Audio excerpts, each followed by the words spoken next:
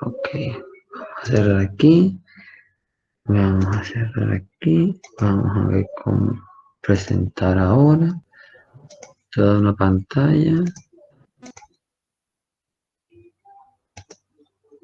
Ok, ¿están viendo la pantalla?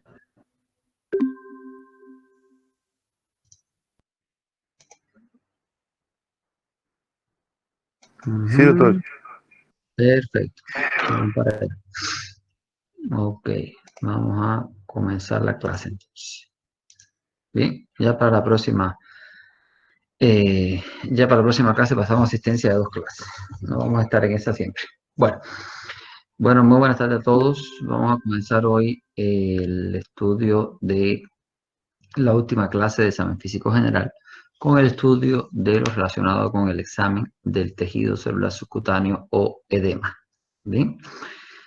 Ayer tuvimos un nuevo anuncio por parte de la Presidencia de la República en la cual hubo una serie de cambios al proceso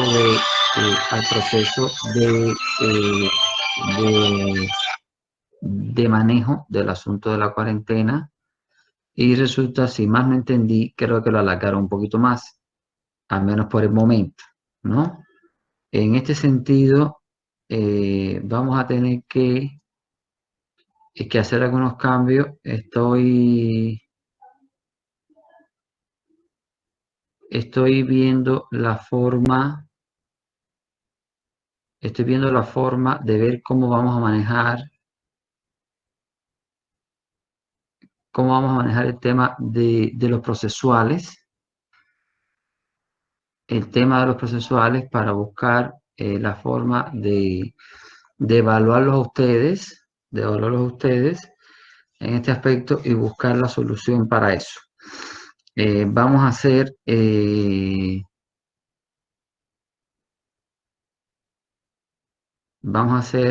el tema, espérense un segundito. Ya, entonces, ¿qué pasa? Voy a buscar la forma de ver cómo voy a manejar esto por el tema de las evaluaciones. Tenemos que tener 2 notas procesuales. Si lo eliminan antes, felicidades. Si lo eliminan después, pues vamos a tener 2 notas procesuales y un parcial. Entonces, la semana próxima voy a grabar un video auxiliándome en otra persona, donde voy a ponerle en ese video la forma en la que se realiza el examen físico general y el SOMA, que en realidad el examen físico general es muy sencillo, ¿no? Así como la forma en la que se hace el manejo de los signos vitales, el manejo de la exploración de la piel, etc. Y el examen físico de sistema osteomiarticular, así como el asunto del examen físico de cabeza y cuello, que es lo que correspondería a toda una primera parte del primer parcial.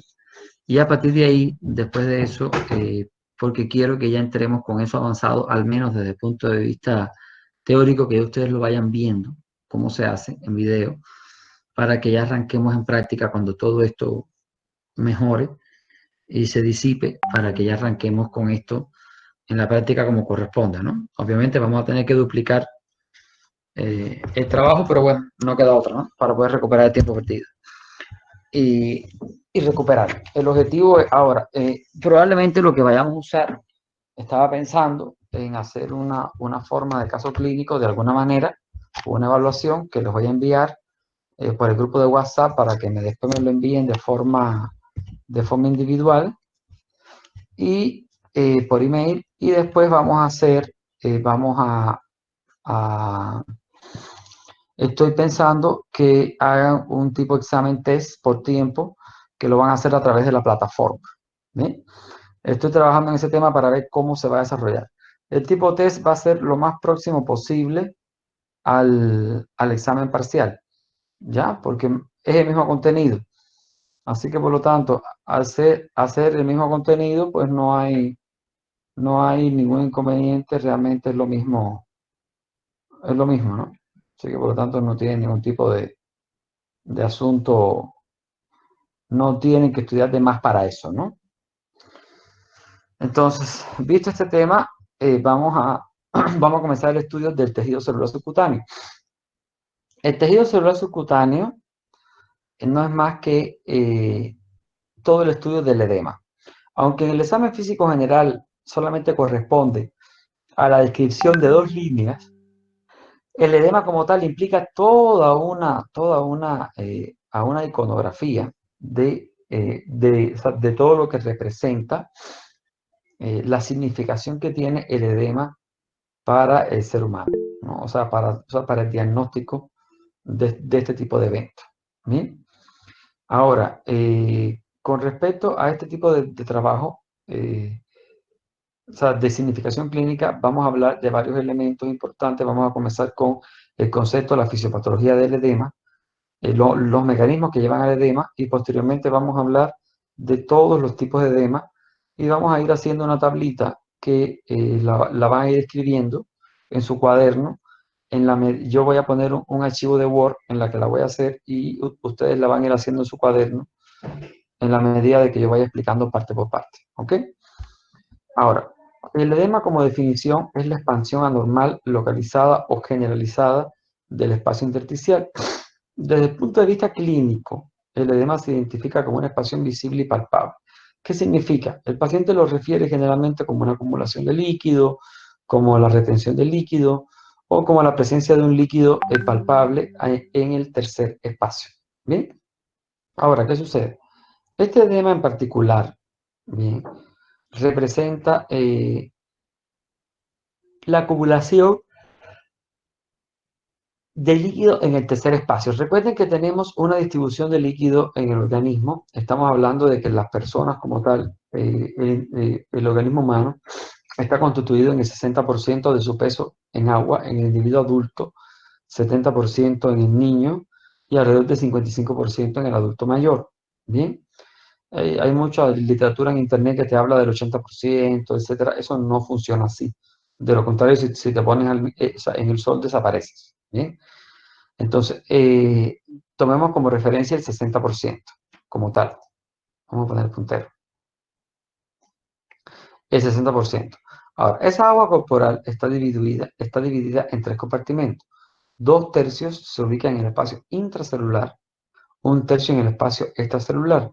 Ahora, ese espacio extracelular se divide en el espacio intersticial, que es el que se encuentra fuera de la célula, y otro está en el espacio intravascular.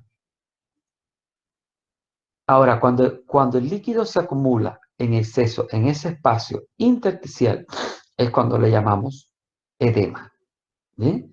Porque debe haber cierta cantidad en cada espacio. Pero si el espacio intersticial se incrementa en demasía, es cuando llamamos entonces edema. Ahora, ¿cuáles son las fuerzas que hacen que cada cantidad de líquido quede precisamente en cada espacio? Bien, y aquí vamos a tener una serie de fuerzas que nos lo van a indicar. Bien, primero voy a explicar cuáles son las fuerzas y después nos vamos a ir a un dibujo de Penn para explicarles cómo funciona. Hay 4 fuerzas que le llamamos las fuerzas de Starling, que ustedes la estudiaron cuando estudiaron fisiología. Estamos hablando de la presión hidrostática capilar, la presión hidrostática del líquido intersticial, que estas 2 fuerzas son las que presionan al líquido para que salgan hacia afuera del vaso sanguíneo. ¿Bien? La presión hidrostática capilar supera a la presión oncótica, por lo que el agua y los electrolitos y los nutrientes que se difunden del intersticio, ¿verdad? Generalmente salen hacia afuera. ¿Qué hace? O sea, esta presión hidrostática capilar fuerza al agua y los electrolitos y nutrientes a salir del vaso sanguíneo hacia afuera. ¿Bien? Y la presión hidrostática del líquido intersticial es la presión que tiende a forzar el líquido intersticial en el tercer espacio y es auxiliada por el drenaje linfático. Entonces, por ejemplo, vamos a hacer un fin de la presentación aquí un momentito y vamos a llamar al paint. ¿verdad? Todo el mundo está viendo, ¿cierto? ¿Alguien diga sí o no? Sí, doctor. Sí, doctor. Bien, bárbaro. Entonces, vamos a pensar que tenemos aquí un vaso sanguíneo, ¿verdad? Perfecto. Entonces, la presión hidrostática capilar tiende a obligar al líquido a salir del vaso sanguíneo. Presión hidrostática capilar. ¿Bien? Tiende al líquido a que salga del vaso sanguíneo. ¿Bien? Y esa presión hidrostática capilar es dependiente de la presión arterial. ¿Bien? ¿Hasta aquí estamos claros? Ahora, ¿qué sucede? Al forzar a salir el agua, los electrolitos y los nutrientes del vaso sanguíneo, ¿verdad? Tiene otra presión afuera en el líquido intersticial, que es la presión hidrostática capilar del líquido intersticial. ¿Y esta presión qué hace? Esta presión mantiene, o sea, este líquido que salió o sea, apoyado en esta presión, lo retiene acá. O sea, quiere decir que estas dos fuerzas, las dos confluyen para que el líquido se mantenga fuera del vaso. ¿Está bien? Eso significa de que si yo tengo dos fuerzas que hacen que el líquido se mantenga fuera del vaso sanguíneo, entonces yo no tuviera líquido en el vaso sanguíneo, ¿cierto? Todo estuviera fuera. Pero por suerte, toda naturaleza tiene un plan. Y para eso existen las presiones oncóticas plasmáticas. ¿Bien? Todo en la naturaleza, chicos, tiene un blanco y un negro. Todo bien tiene un mal. Todo un yin tiene un yang, ¿verdad? Así como existe el hombre y la mujer. ¿Bien? Todo tiene una contrapartida. ¿Está? Entonces, esa presión oncótica plasmática, ¿qué hace? Es la presión que retiene al líquido dentro de los capilares. Y la presión oncótica intersticial es la presión de las proteínas del intersticio y es levemente superior a la del líquido intravascular. O sea, esta presión de las proteínas del intersticio lucha contra la presión hidrostática del líquido intersticial.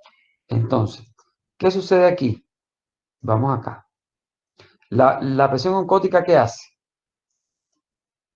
Mantiene el líquido, la presión oncótica plasmática, mantiene el líquido dentro de los vasos sanguíneos. O sea, esta lucha contra esta. Esta hace que el líquido salga y esta hace que el líquido se mantenga dentro, se opone.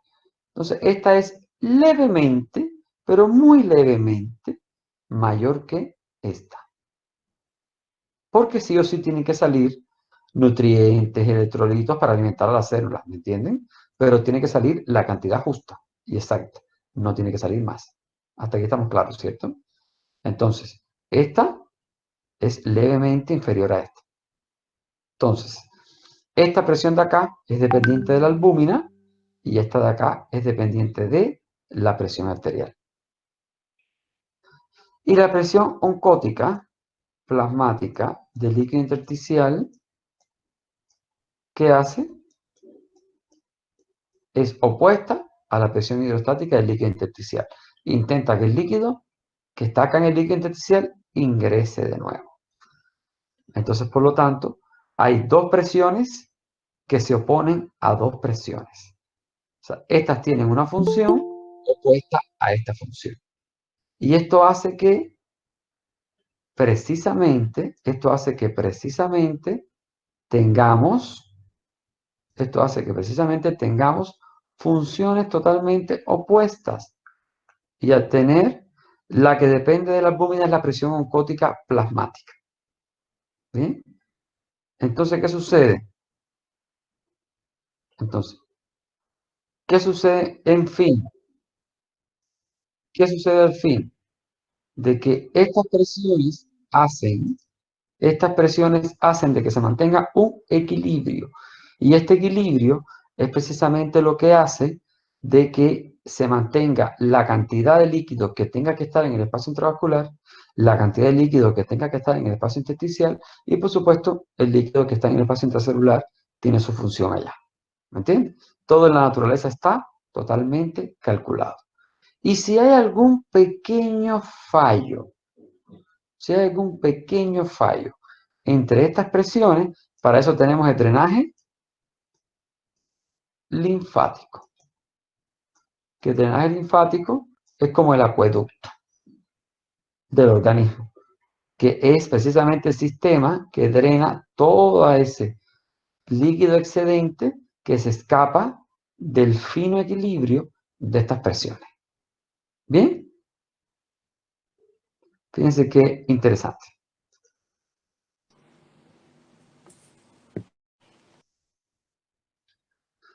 Entonces, ya tenemos claro cómo funciona esto. Vamos a hablar un poquito de fisiología a gran escala. ¿Bien? Ahora, para el sistema cardiovascular como tal, ¿verdad? Porque todo depende aquí del sistema cardiovascular en gran parte. ¿Cómo van funcionando todos estos fenómenos? En primer lugar, cuando tenemos una disminución, del flujo vascular, automáticamente que hay una disminución del flujo vascular, se acciona una serie de mecanismos. Lo primero que sucede es que se activan los mecanismos del seno carotidio. Estos mecanismos del seno carotidio generan una activación de los vasoreceptores. ¿Qué hacen los vasoreceptores? Elevan la frecuencia cardíaca intentando elevar el gasto. ¿Sí?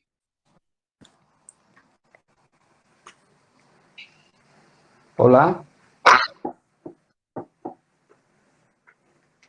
Sigue, doctor. ¿Sigo? Ah, ya. Intentando elevar el gasto. Entonces, el intentar elevar el gasto no va a ser suficiente para elevar la disminución del volumen sanguíneo, porque elevar el gasto cardíaco a punta de elevar la frecuencia cardíaca no va a ser suficiente para elevar la presión arterial. Y es por esa razón que el segundo paso es activar el sistema yuxtaglomerular. Ahora, para poder entender cómo funciona esto, tenemos que entrar en los mecanismos de formación del edema. Los mecanismos de formación del edema nos van a decir cuál es el origen del edema que estamos viendo en el paciente y nos va a indicar a qué sistema pertenece ese edema y nos da un indicio del posible diagnóstico del paciente. Bien, porque cuando tenemos un paciente con edema, ¿verdad? Sabemos que está hinchado, que tiene un aumento de volumen, que tiene una retención de líquido, por decirlo de alguna manera, ¿verdad? Pero no sabemos a qué se debe, ¿verdad? Y para tener idea de qué se debe, o sea, para tener idea de cuál es el posible diagnóstico, necesitamos saber atribuirle al mecanismo de formación. Cuando tengamos el mecanismo de formación, ya sabemos, ya tenemos una idea de cuál es el sistema que está afectado y ya podemos dirigirnos hacia el diagnóstico de ese paciente. Bien, ahora, con respecto a vamos a comenzar con el primer mecanismo. El primer mecanismo se debe al aumento de la presión hidrostática capilar. Bien, ¿qué pasa con el aumento de la presión hidrostática capilar? ¿Qué sucede cuando tenemos este trastorno? Bien, vamos a ver cómo se lo explico desde aquí. Ok, ¿qué pasa aquí? Cuando tenemos un paciente que tiene un incremento del volumen sanguíneo, ¿verdad? Vamos a tener edema. ¿Por qué? Me voy a ir otra vez al P. Vamos al P. A ver, voy a cerrar este para crear uno nuevo. A ver. ¿Dónde estaba la goma de borrar aquí? Debe ser este. New. Ya está. No sé. Ok. Ahora, vamos a pensar, ustedes piensen de que tengo un paciente con insuficiencia cardíaca. ¿Bien? ¿Qué pasa con un paciente con insuficiencia cardíaca? Bien. El paciente con insuficiencia cardíaca tiene una disminución del gasto cardíaco, ¿cierto? Al tener una disminución del gasto cardíaco, ¿verdad? El paciente tiene una disminución de... no, antes que eso, perdón, no nos vamos por ahí. Vamos a paso sanguíneo nuevo. Muy bien, ya. Vamos a pensar que el paciente tiene un incremento del volumen intravascular. porque el paciente tiene una disminución de la capacidad de eliminación de líquido o una disminución de la excreción renal. ¿Bien? ¿Qué sucede aquí con este paciente? ¿Cuáles son las presiones que manejan el líquido dentro y fuera del vaso sanguíneo? Habíamos visto que era la presión hidrostática capilar, ¿cierto?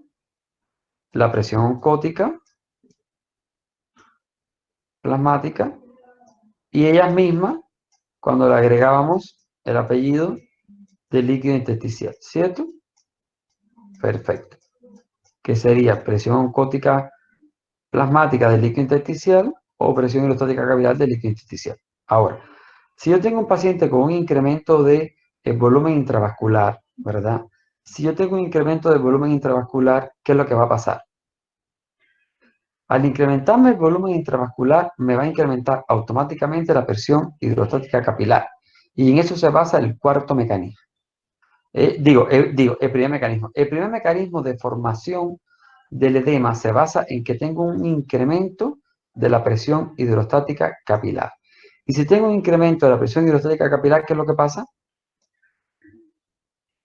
El líquido se sale en exceso fuera del vaso sanguíneo. Pero sin embargo, yo tengo una presión oncótica plasmática en el mismo valor. Entonces, si yo tengo una presión hidrostática capilar que normalmente se mantiene en 30, es su valor normal, y tengo una presión oncótica plasmática en 28, ¿verdad? Eso hace de que siempre haya un flujo hacia afuera, ¿verdad? Pero hay un flujo mínimo. Pero si esa presión hidrostática capilar por el incremento del volumen de sangre sube a 38, ¿qué pasa? El flujo se incrementa 4 veces de lo normal y por lo tanto voy a tener edema. ¿Bien? Y a eso se refiere el primer mecanismo, que es el que tenemos acá.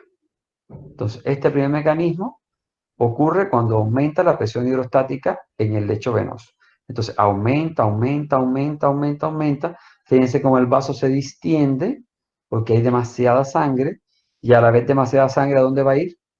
El vaso sanguíneo se distiende, o sea, se dilata, pero llega un momento que la dilatación tiene límites y allí entonces la presión hidrostática, a veces atrapada, se incrementa y vence demasiado a la presión oncótica y se produce el edema. ¿Dónde se ve? En insuficiencia cardíaca, alteraciones del flujo venoso, etc. ¿Ok? Bien. Hasta aquí no tengo nada en el chat. Seguimos. Vamos para allá. ¿Cuál es la segunda? El segundo mecanismo. El segundo mecanismo se da por la disminución de la presión oncótica, que obviamente ocurre por la disminución de la albúmina sérica. ¿Qué pasa? Cuando yo tengo una pérdida, voy al PEN de nuevo.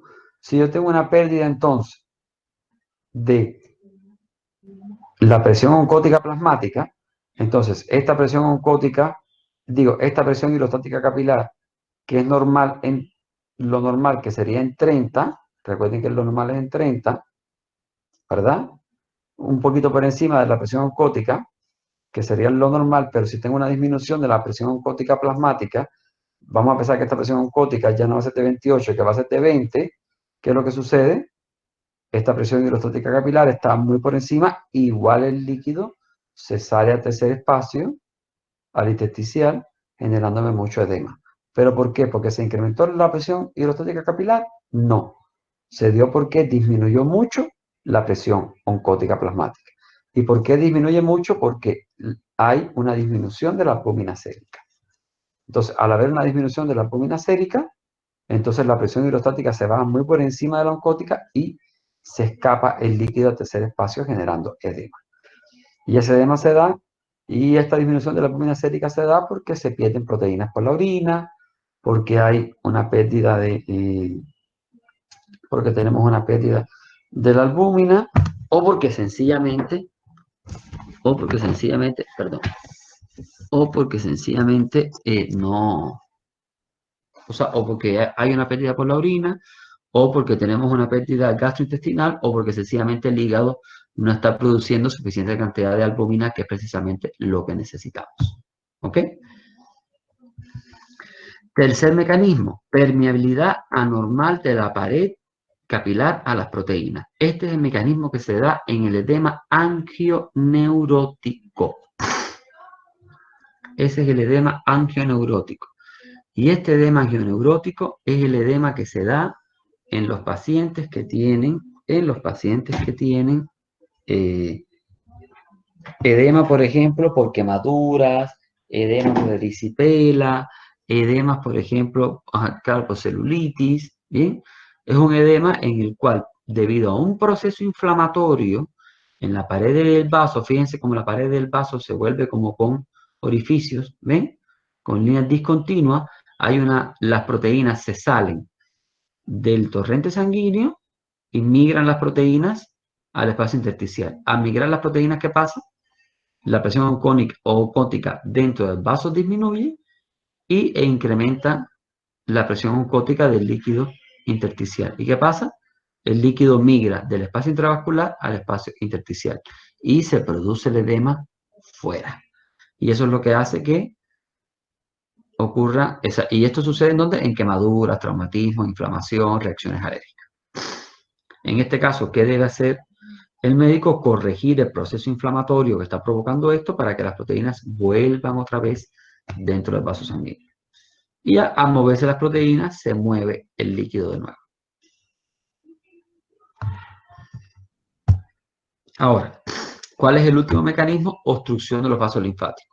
Recuerden que cuando les hice el esquema de las presiones en el vaso sanguíneo, recuerden que les había dicho que el desequilibrio entre ambas presiones siempre dejaba un remanente que era recogido por el drenaje linfático, ¿verdad? Ahora, si ese drenaje linfático se obstruye, entonces puede generar un linfedema. Y entonces, si ese drenaje linfático se obstruye por procedimientos quirúrgicos, enfermedades inflamatorias o parasitarias, entonces pues, ahí tenemos el cuarto mecanismo. ¿Ok? Listo. Ahí tenemos los 4 mecanismos de formación del edema.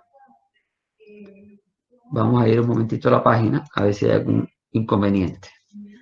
A ver, tengo el chat abierto. ¿Alguna duda hasta aquí?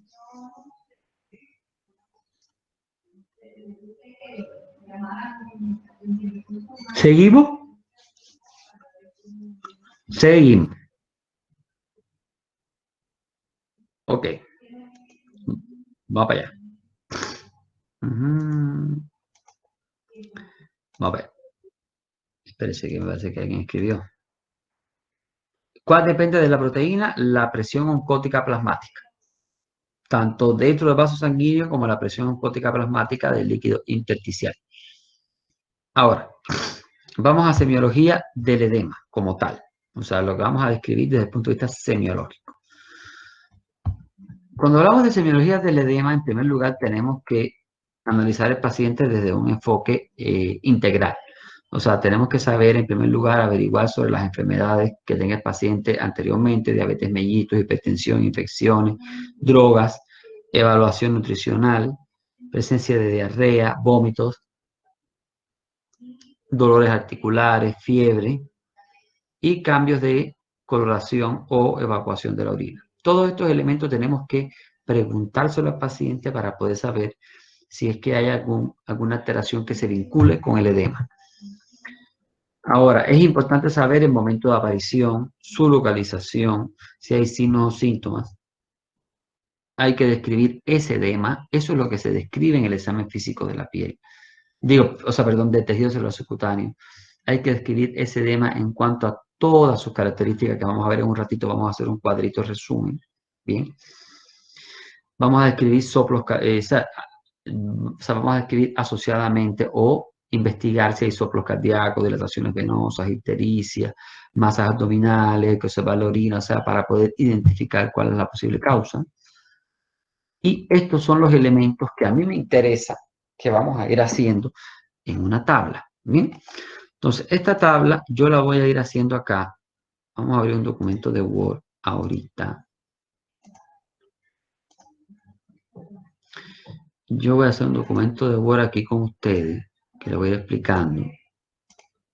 Y después que le explique, yo lo voy a salvar y se lo voy a mandar al grupo, ¿ya? Para que lo tenga. A ver, 1, 2, 3, 4, 5. Columna, fila. Vamos a ver. Ok. Vamos a ponerlo bonito. Vamos a ponerlo coqueto. Ahí está bien. Entonces, vamos a poner aquí. Aquí vamos a poner característica.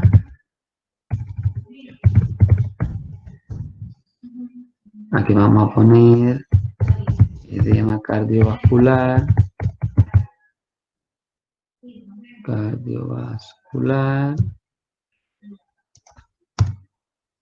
Aquí vamos a poner edema renal. Aquí vamos a poner edema por hipoproteinemia. Aquí vamos a poner edema angioneurótico.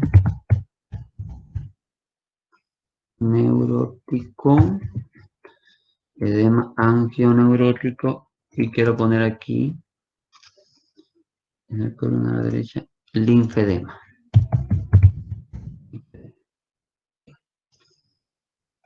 Ok. Esto se lo voy a mandar cuando lo terminemos. No hace falta que lo copien, ¿ya? Se lo voy a mandar. Ahora, en cuanto a las características, vamos a ver, vamos a comenzar por la localización.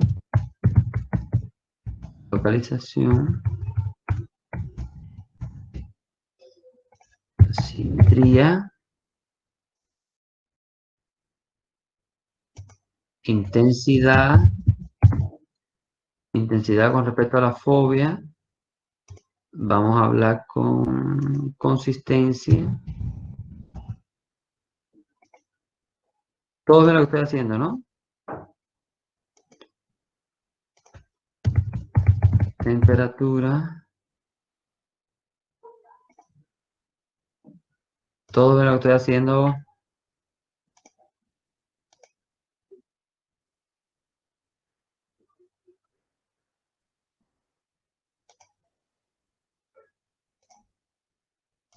Ah, ya, sí, perfecto. Caramba, este cartel me vuelve loco. Me estresa ese cartel. Ya, simetría, sensibilidad, temperatura, sensibilidad, horario, hay falta de horario, y vamos a poner aquí mecanismo. Entonces, aquí tenemos una serie de características que vamos a ir viendo de a poco, que no están en las diapositivas y que realmente yo siempre las hago en pizarra, en lo que vamos interactuando, pero bueno, no podemos estar ahorita interactuando, bueno, estamos interactuando, pero solamente por vía internet. Ahora, en cuanto a la localización, ¿dónde comienza el edema cardiovascular o dónde se ve? El edema cardiovascular, donde inicia, donde primero se ve, comúnmente es en los miembros inferiores. ¿Ya? Miembros inferiores y puede llegar a la nasarca. O sea, puede llegar a ser un edema generalizado. ¿Bien? Miembros inferiores y puede llegar a la nasarca. Llegar a la nasarca. Miembros inferiores que puede llegar a la nasarca. Perfecto. Simetría. ¿Ustedes creen que puede ser simétrico? A ver, respóndame aquí. ¿Es simétrico o asimétrico? Asimétrico. No, simétrico. Si el corazón falla, falla para los dos miembros inferiores. No puede fallar para el miembro inferior derecho y no para la izquierda. O sea, si falla, falla para los dos. Es simétrico. Intensidad, la intensidad se refiere al Godet, a la fobia o el Godet. ¿Qué cosa es la fobia o Godet? Vamos a ver ahorita qué es eso. Aquí lo tenemos. Mire, este es el Godet, ¿ya? O casifo, creo que también le llaman en portugués. Mire, o sea, cuando usted aprieta la región edematosa con un dedo y queda la huellita. Queda la huella. ¿Ven? Entonces, cuando usted, ¿cómo vamos a clasificar la fobia o Godet? La vamos a clasificar como una cruz cuando usted aprieta el dedo y cuando lo retira queda la huellita pero desaparece rápidamente. Dos cruces cuando demora de 10 a 15 segundos y tres cruces cuando demora mucho más de un minuto. Bien, entonces el edema cardiovascular tiene como característica que tiene una intensidad o godet dos cruces. Creo que el más está por aquí. No, no. Aquí, dos cruces. Perfecto. Ahora la consistencia es normal. Ni es duro, ni es blando. Ni es duro, ni es blando. Bien, consistencia normal. Ni es duro, ni es blando. Temperatura. La temperatura también es normotérmico. Normotérmico. Normotérmico. La sensibilidad no es doloroso. No duele el edema. No es doloroso. Mira un segundito.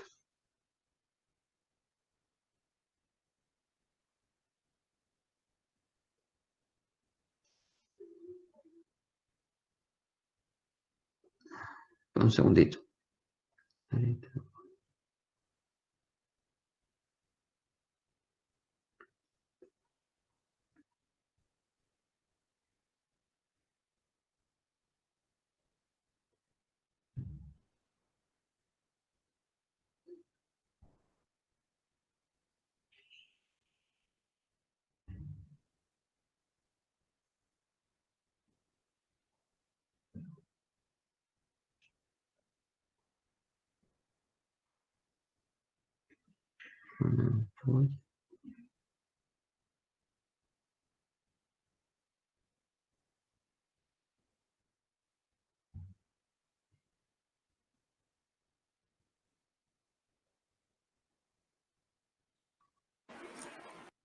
Un segundito.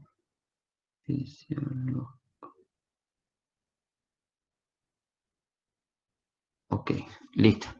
Entonces, el horario para colocarle, o sea, perdón, el horario en el que aparece el edema cardiovascular es vespertino. O sea, aparece mayormente en la tarde, vespertino. En la tarde, o sea, el paciente se despierta por la mañana sin edema, sin ningún problema, y al final de la tarde empieza la acumulación de edema en miembros inferiores. El mecanismo del edema está dado por, el primer mecanismo, por aumento de la presión hidrostática capilar. Y ahí tienen todas las características del edema cardiovascular.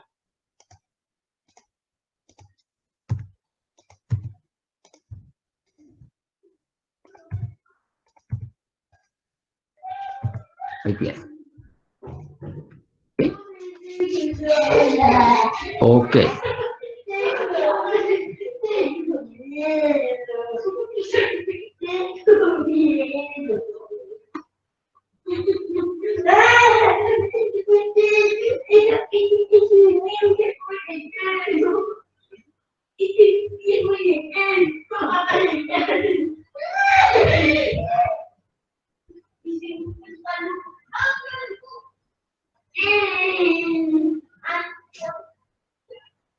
Bien, ok, vamos al edema renal.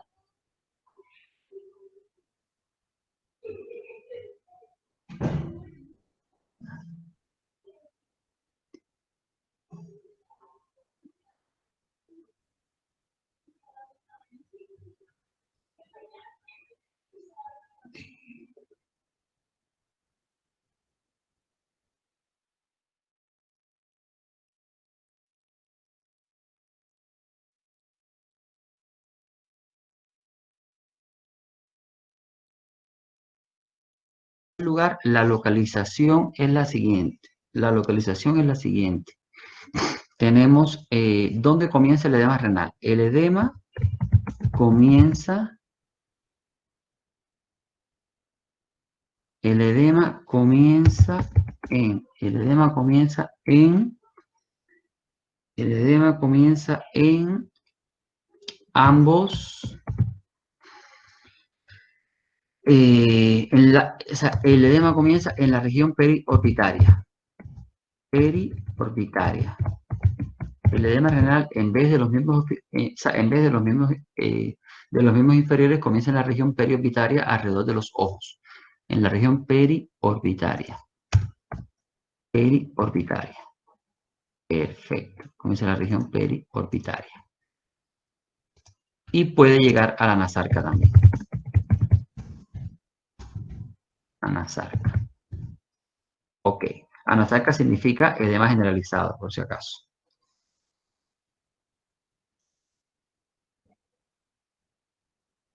Ok. En otro sentido, puede ser simétrica, sí es simétrica. Se acumula el edema en ambos ojos, en ambas regiones periorbitarias. Simétrica. Perfecto. Intensidad, en este caso, el Godet es de 3 cruces. El edema renal es el edema que más fobia genera. A ver, ¿dónde era el más? No, tampoco era aquí. 3 cruces. Consistencia, blando. Inclusive se le conoce como el edema en mantequilla. Extremadamente blando. Temperatura, frío. Tampoco no es doloroso. No es doloroso. No es doloroso. El horario, en vez de vespertino, es matutino.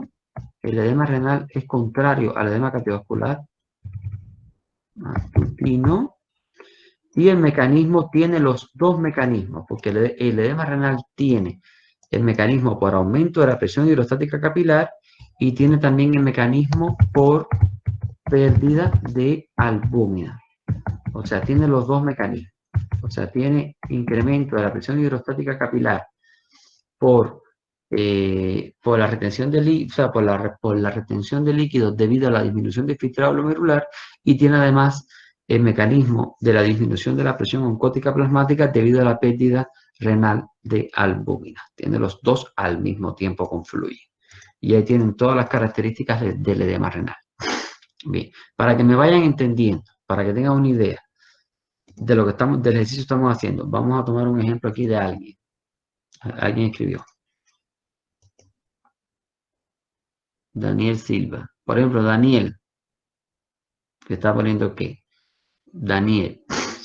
Si Daniel, por ejemplo, tiene ahora un paciente que llega con un edema, tiene ahora un paciente que llega con un edema, que tiene un paciente que tiene una retención de líquido y el paciente le está diciendo de que es un edema que ahora le aparece en miembros inferiores, pero que es frío, que cuando lo examinas un edema que es muy blando, que cuando lo aprieta con el dedo le hace la huella, hace el godet y ese godet queda por muchísimo rato marcado en el edema, pero además cuando le pregunta desde cuándo tiene ese edema, el paciente le explica a Daniel Alencar de que el edema comenzó alrededor de los ojos y después se hizo más extensivo en varias partes del cuerpo. ¿Qué tipo de edema les parece que sea? ¿Cardiovascular o renal? Renal. Entonces ya por lo tanto, ya Daniel tiene que empezar a investigar urea, creatinina, examen de orina, ecografía renal, o sea, ya lo orienta a investigar el sistema renal. O sea, con el simple hecho de caracterizar el tipo de edema que tiene el paciente, ya le orienta hacia un sistema. ¿Bien? Solamente, y fíjense, solamente está en examen físico general. No ha avanzado más en el examen físico del paciente. Solamente con eso. ¿Bien? Es por eso que es tan importante saber qué tipo de edemas tiene el paciente. Bien, seguimos. Vamos al edema por hipoproteinemia.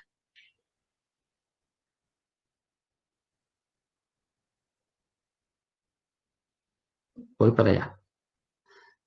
Vamos al edema por hipoproteinemia. En el edema por hipoproteinemia tenemos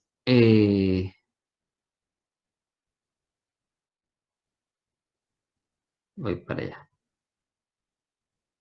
En el edema por hipoproteinemia tenemos un edema que comienza, el edema comienza en miembros inferiores también, en miembros inferiores que puede llegar a la nasarca. En ese sentido, el edema por hipoproteinemia en realidad es, en ese sentido, es similar al cardiovascular en miembros inferiores o zonas declives, porque si el paciente está acostado todo el tiempo, no puede ser en miembros inferiores, es en zonas declives, puede ser en la región sacra.